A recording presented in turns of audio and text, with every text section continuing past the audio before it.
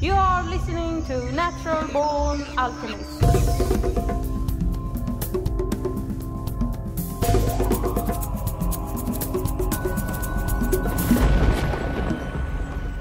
Welcome to episode number 26 of the Natural Born Alchemist podcast. My name is Alex and I'll be your host. In this episode we are going to talk to Barry Carter, and Barry is an expert in Ormus. And what is Ormus? Well, let's find out. Thank you for being on the program. You bet. My pleasure. So you are somewhat of an Ormus expert, I guess? I guess you could say that. Yeah. For the uninitiated, what is Ormus? It's a bunch of previously unknown minerals that are essential nutrients for plants, animals, and people. Or at least it appears that they are. These elements also have a metallic state as well as an Ormus state. They're generally the precious metal elements in the metallic state, but they're beneficial nutrients in the Ormus state. I see. What does actually Ormus stand for? A whole bunch of different things. I've figured out lots and lots of acronyms for it, but let's just say it's an ancient term that was used in ancient times to refer to things like this. I see. And what is the purpose of Ormus? Why dabble in it? There's no real good reason to dabble in it if you don't want to feel good. People who use it, who consume it or consume plants with it, generally feel better. And if you don't want to feel better, there's no really good reason to dabble in it. If you Google Ormus, you quickly stumble across the name David Hudson. Who is this character? David Hudson's a cotton farmer from Arizona who was putting some chemicals on his soil to enhance growth and noticed a white powder that formed on the top of his soil. He tried to figure out what it was and spent several $1 million identifying it. Eventually, he concluded that these elements were basically unknown to science, but you could convert them into their metallic counterparts. And as metals, they were mostly gold, rhodium, and iridium, with rhodium being the most common in his soil and in the oceans and other places. And in their metallic state, they're not particularly good for you. In their Ormus state, they appear to be very beneficial. They appear to be essential nutrients.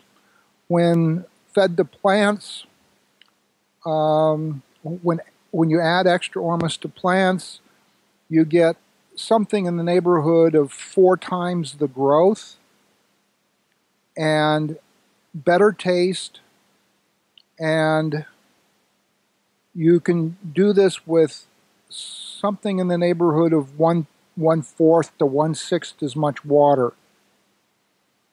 Since I've been adding the Ormus minerals to my house plants, I add it about twice a year. Since I've been doing this, I've noticed that I only have to water them every 6 weeks. Most people water their house plants once or twice a week. So you can see that there's a real benefit there. My plants are also quite a bit bigger than these particular plants grow. I've got 16 different house plants. There's a lady who was putting some hand cream on her hands. That was an Ormus concentrated hand cream. And her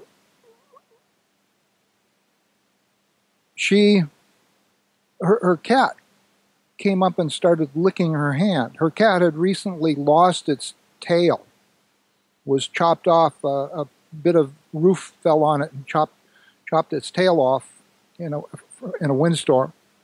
And when the cat started licking her hand, whenever she put this skin cream on, the cat just really loved the skin cream. She couldn't figure out why did the cat like this. It really tastes yucky. And cats aren't easy to herd, so to speak. You can't get them to do what you want them to very well. But the cat just loved the hand cream, and she kept feeding it, and the cat completely regrew its tail. That's amazing. But when you say Ormus minerals, do you mean like it's normal minerals, but you've done something to them to make them what you call Ormus minerals? No, they're much more common.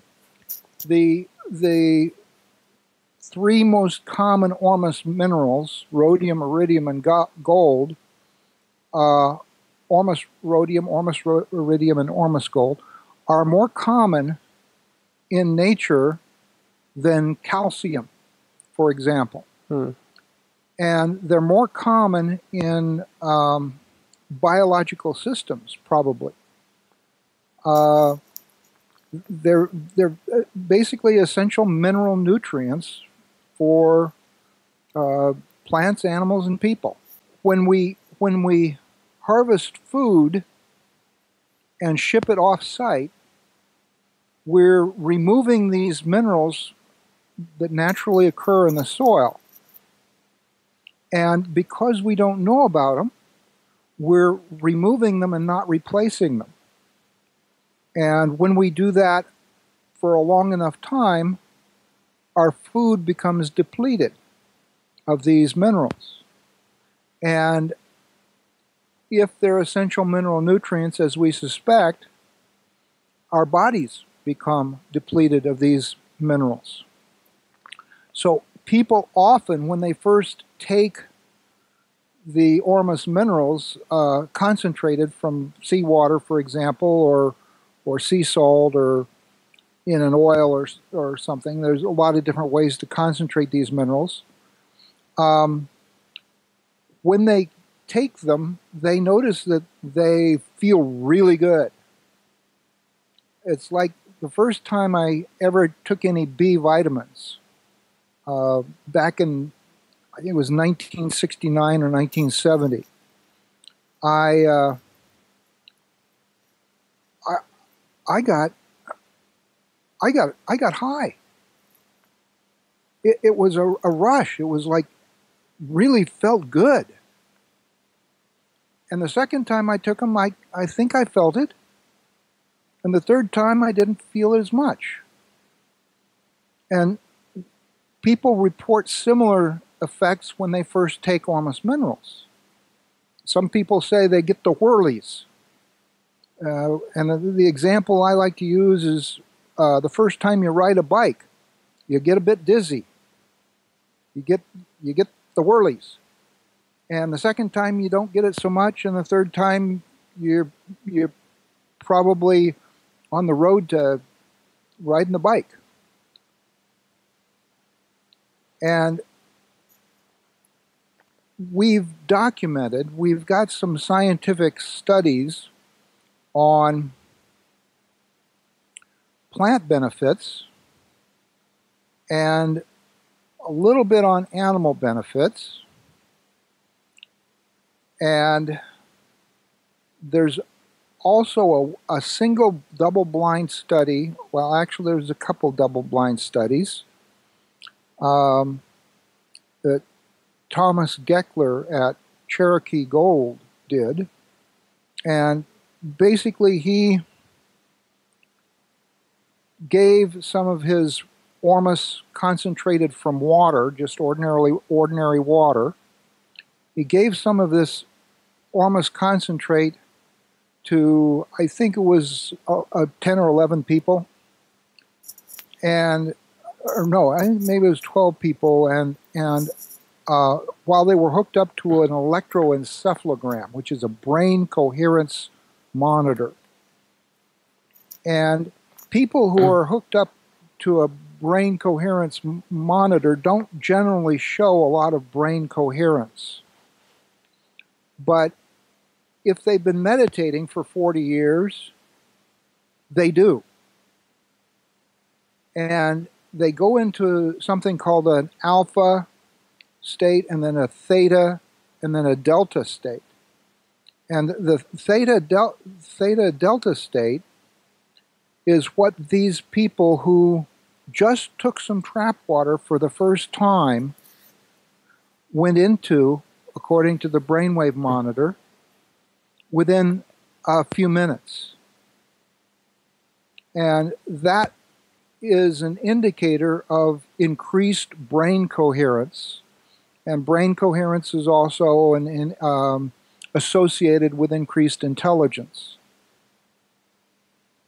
Now, it's also associated with meditation and other, let's say, spiritual activities. But these experiments have only been replicated by a couple of other people. We don't have a whole lot of replication, and we don't have a whole lot of double-blind studies on that. But we do think that this enables Ormus to be a very powerful aid in getting what you focus on. That's one of the things that the ancient alchemists talked about. You have to get your head in the right place. You have to be thinking about the right things in order to carry on a lot of the alchemical processes. And Ormus seems to respond to our intentions and our thoughts. And I suspect that it basically works as a connection to the inner net. I'm not talking about the internet, I'm talking about the inner net. And I think the inner net is our connection to everything else, to God, Source, Spirit, whatever you want to call it. And when we improve the connection, it's like you're standing on the edge of the Grand Canyon and you shout, "I love you." And a minute later, you hear somebody say, "I love you," when the echo comes back. You think, "Oh, somebody out there loves me." Or, "I hate you." And a minute later, you hear somebody say, "I hate you," and you get scared. Well, if you increase the speed of the connection, the speed of the echo of your thoughts, and that's what I think Ormus does, is it increases the speed of the echo, then they overlap. "I love you, I love you. I hate you, I hate you." That overlap helps us to manifest what we're thinking of more quickly. And that gives us feedback on what our thoughts are, where our thoughts are going. It doesn't necessarily prevent you from doing suicidal things. People you can take Ormus and still jump off a cliff, or use a cell phone, or shoot yourself in the head, or use Wi-Fi. And by the way, Wi-Fi doesn't make your wife high, it just makes her confused. So we think that this improved connection gives us more like instant feedback. And this nearer to instant feedback helps us to make better decisions in the way we do things. When I drive across town, I hit more green lights. I'm just more in connection with everything around me, so things often line up for me, unless I've been thinking of yucky stuff. And if I've been thinking of yucky stuff, more yucky stuff will line up for me. You get what you pay for, and you pay with your attention. A bit like the law of attraction. Yes, it is. One thing, so I can have it clear. Ormus gold and just gold. How do you know the difference? Well, Ormus gold is spectroscopically invisible. You cannot see it using conventional methods of identification, assay methods. It may show up as something else, iron, silica, aluminum, depending on what state of conversion from metal to Ormus it is. One Ormus provider, a guy named Don Nance at Ocean Alchemy, Don converted some gold metal, pure gold metal, into Ormus gold. And when he ran it through an assay, it assayed as being something in the neighborhood of 23 parts per billion gold. 23 parts per billion. Virtually unrecognizable as gold using a conventional assay. He assayed it 4 times and different amounts each time. The 23 is a sort of a in the center. Sometimes it was 3 parts per billion, sometimes it was 300 parts per billion. But even 300 parts per billion is, very, very small amount. It's 99.999% invisible. And that's one way of identifying or proving that we've got the Ormus state of these elements. Don Nance has also converted Ormus to metal. And that's a very difficult process. It's a lot easier to convert metal to Ormus than it is to convert Ormus to metal.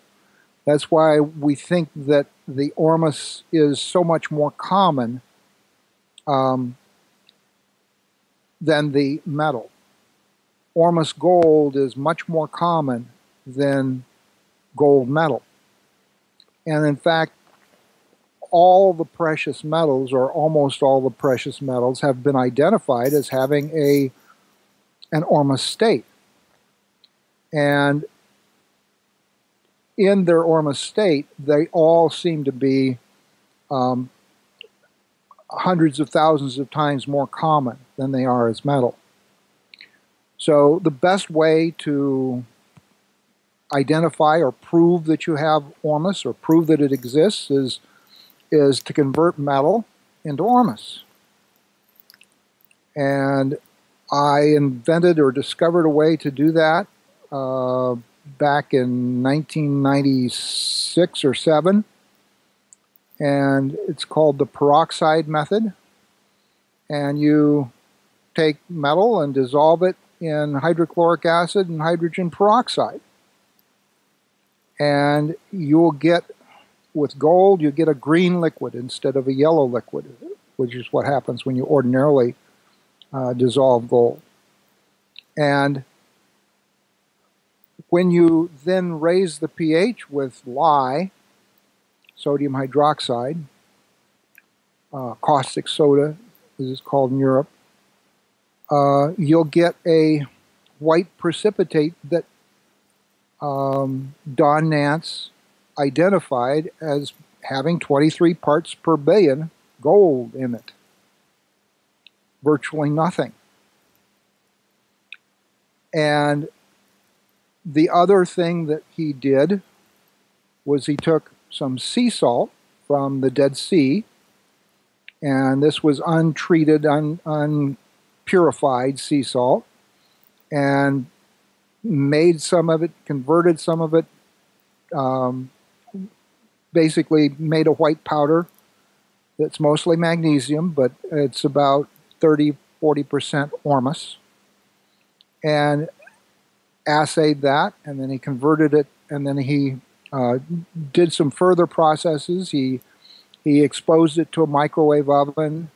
He heated it on an electric burner. He did several different things and mixed it with sulfur.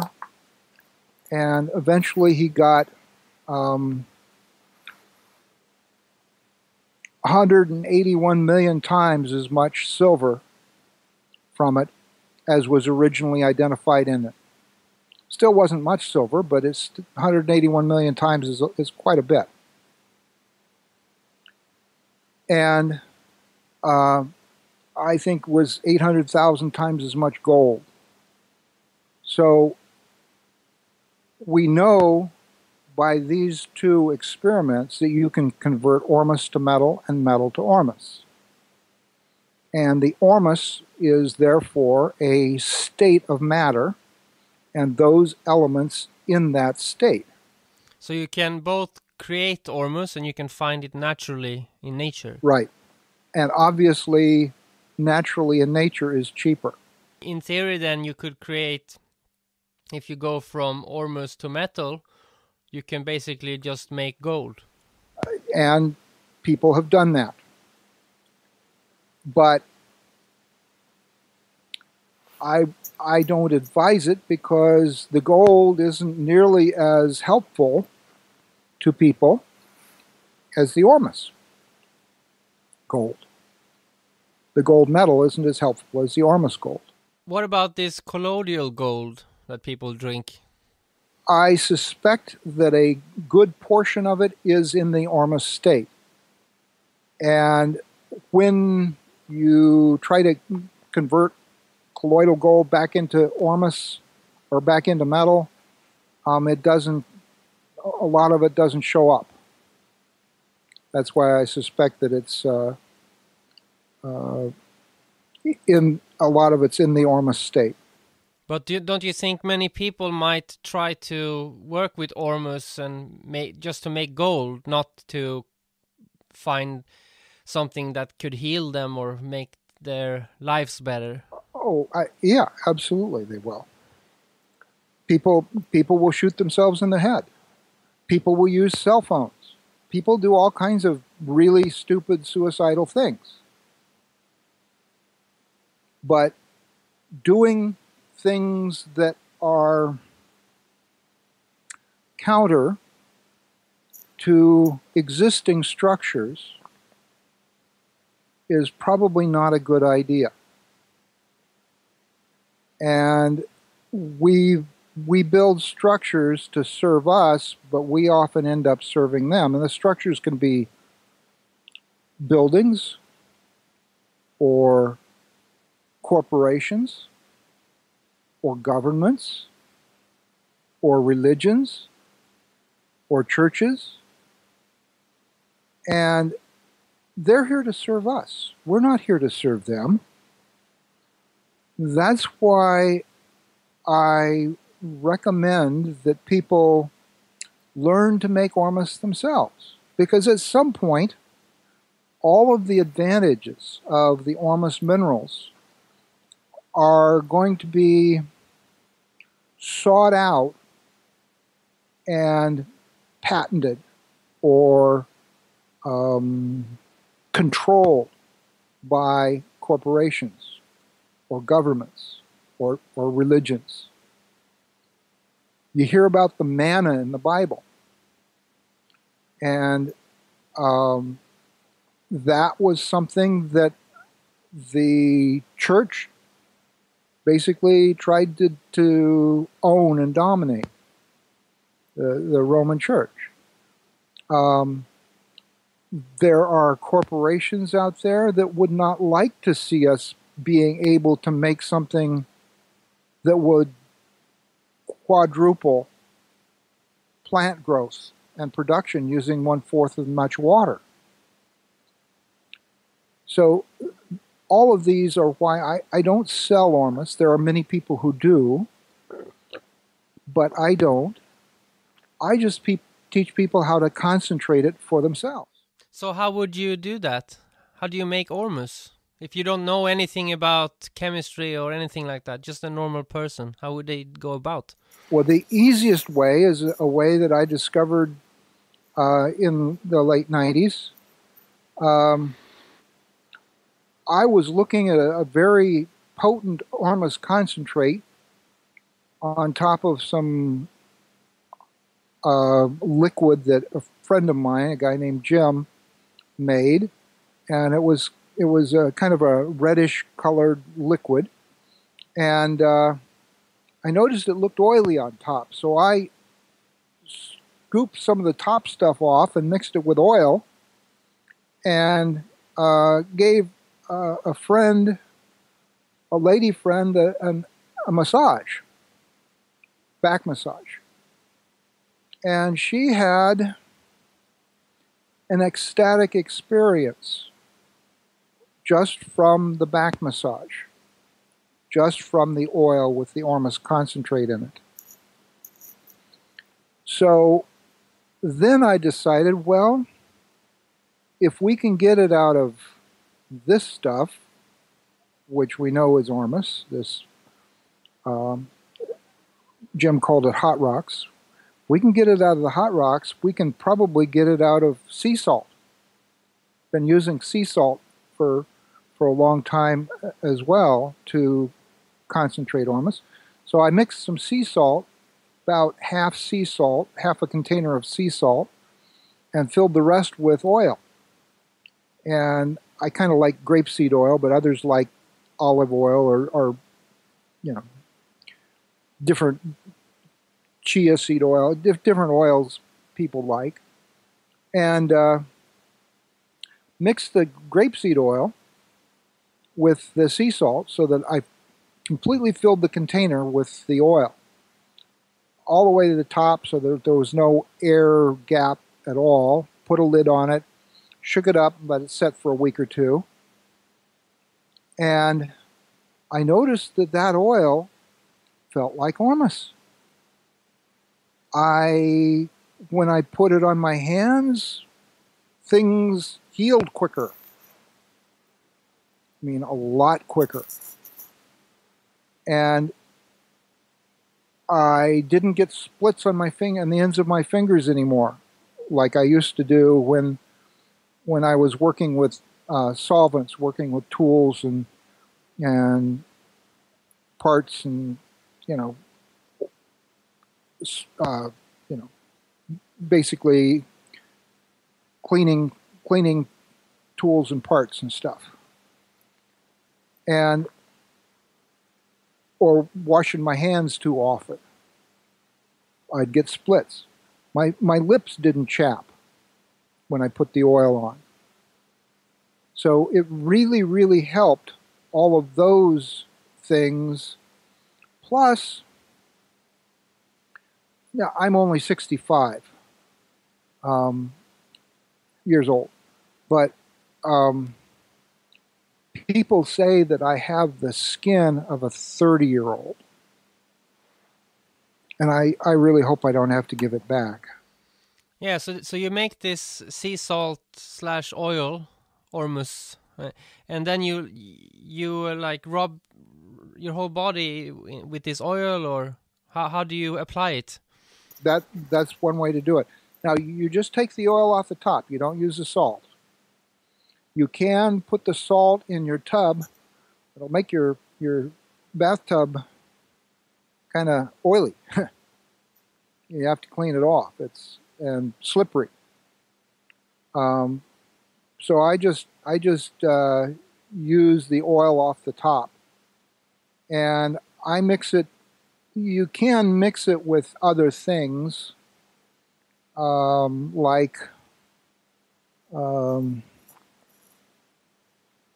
beeswax and coconut oil. Both of those are solid oils.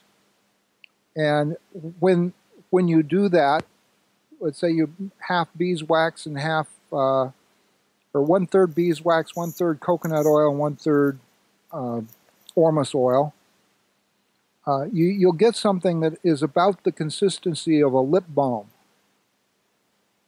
And so it works really good on your lips. Also works good on your hands, and it isn't as oily on your hands. So you won't grease things up when you touch them. What about ingesting it? Like, can it help the insides? Yes. And people have noticed the whirlies when they ingested the oil for the first few times. Different people have different experiences. Most people that are on healthy diets already, organic and healthy lifestyles, probably won't notice much of anything. I didn't notice much of anything the first time I used Ormus. It slicked my lips. My lips got slick, and I was back in 1996, and they haven't chapped since then. It took several years before I quit going to the chiropractor because of back problems. I feel better now at the age of 65 than I felt when I was a teenager, in terms of my back and my flexibility and my just general how my body feels. Also, I feel better mentally. But one thing that I've noticed about our mental thoughts is that the feedback, when things happen quicker and quicker, that instant feedback helps us to realize when we're thinking about yucky stuff, that we get something yucky happens real quick. And when we're thinking about positive stuff, something real positive will happen real quick. And so it helps me to change the channel from the yucky channel to the wonderful channel.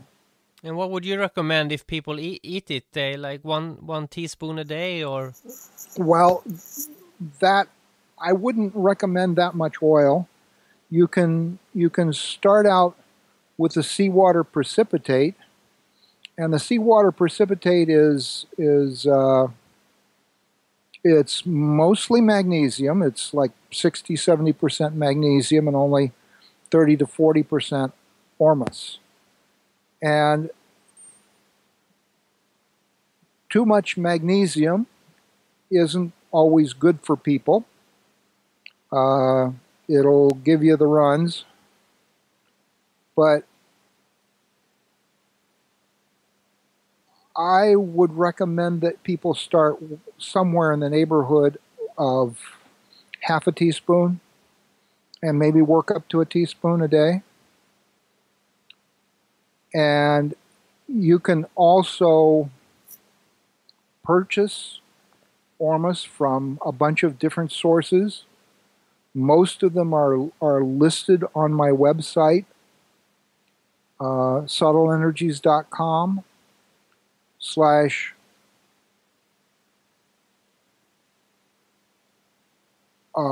Ormus slash TW slash sources.htm. And on that sources page, I've got somewhere in the neighborhood of 40 or 50 sources, including for sources for plant products, sources for animal products, sources for external application, and sources for things that appear to energize the Ormus in the body or in something they're about to consume. Is it like something like almost the ether or something? That Exactly. Also, mana, prana, chi. These are all names that have been given to this stuff. But Ormus is like the first time it's been in a physical form, like you could touch, because the ether and all these other chi is always for people. That's things that you can't see or touch. But like if you can make an Ormus oil, then you can touch it and use it. Well, you're just concentrating the Ormus in the oil. You're moving it from the salt into the oil. And I suspect that even the white powder, when you make a pure white powder from gold metal, that what you're seeing is the chemical box that it's in, not the Ormus itself. The reason that David Hudson proposed that we use a term called orbitally rearranged monatomic elements, ORMES. And we don't know that they're monatomic. And monatomic wouldn't be visible in any way. So we prefer the term Ormus because it isn't an acronym like ORMS is, ORMES. And in this state, these elements, probably what we're seeing is the box, the chemical box, the chemical container, the clathrate cage that they're hanging out in. So in terms of the salt, it's hanging out in a salt, sodium chloride molecule. In terms of the air, it's hanging out in oxygen and nitrogen. And in terms of the water, it's hanging out in H2O. Now, if it is doing this and it affects the H2O, that might explain how Masaru Emoto was able to write intentions on bottles of water and cause the water to crystallize in beautiful shapes, or if he put negative intentions on the bottles of water, when it was frozen, it was ugly shapes. And that his experiments have been replicated by scientists in double-blind studies where they literally were able to send the intentions from Japan to New York and had a significant increase in the beautiful shapes when positive intentions were sent toward the bottle of water that was then frozen. So that suggests that there's something in the water that is controlling the shape of the water molecule, the crystallization shape. And we think that the something that's in the water is the Ormus elements. When you say we, who do you mean? Various Ormus researchers have postulated this or have done things that support these hypotheses. So what are you doing with Ormus? Do you have a lab, or do you do your own research? I basically am teaching people how to make it and collecting information and research on it. I don't have a lab or the resources to do much work with it.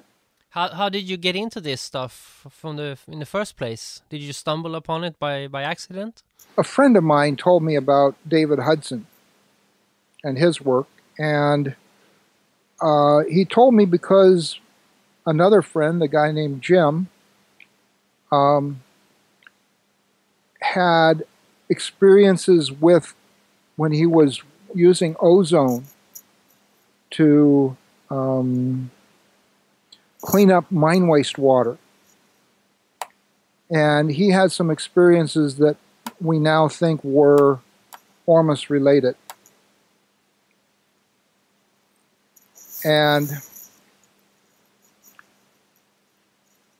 all of these things sort of came together when this friend heard about David Hudson and suggested that I call, or that I go to David Hudson's lecture in Portland, Oregon. Portland's about a 5 or 6 hour drive from here. I took my friend Jim, who had his experiences in the back in the 80s, literally late 80s. I took Jim with me, and this was in 1995, and paid his way because he didn't have a lot of money at the time. And we went to David Hudson's lecture in Portland, and Jim, it was like one of these bobblehead dolls you see in the back window of a car sometimes. Mm. Yeah, everything David Hudson said, he was just nodding. Yeah, I know that. Yeah, makes sense. It just totally made sense, and same for me. So if people want to know more about Ormus or learn how to make it, you have a website with all the information. So what's the address, the URL? Subtleenergies.com. And I have another website for plants and animal stuff, and that is Garden, GARDEN, hyphen life, LIFE, .ws. WS as in website. And people can also donate on your site? Yes. What are they donating to? To me. But it's freely available. If a person can't afford to donate, that's fine. All of the stuff on my website is available. You can do an advanced Google search on subtleenergies.com, and just on that site you will get, I think, 524 web pages. Most of them are not linked. Okay, thank you very much for having this talk. It was enlightening. You bet. Well, I want to say, I think you ask excellent questions. I'm really, the questions that you have are just excellent. The Natural Born Alchemist podcast with your host, Alex, the man with the excellent questions. If you want to support Alex, that's me, then please become a patron. Show your support. Go to patreon.com/naturalborn natural born alchemist? If you do, all of your wildest dreams will come true.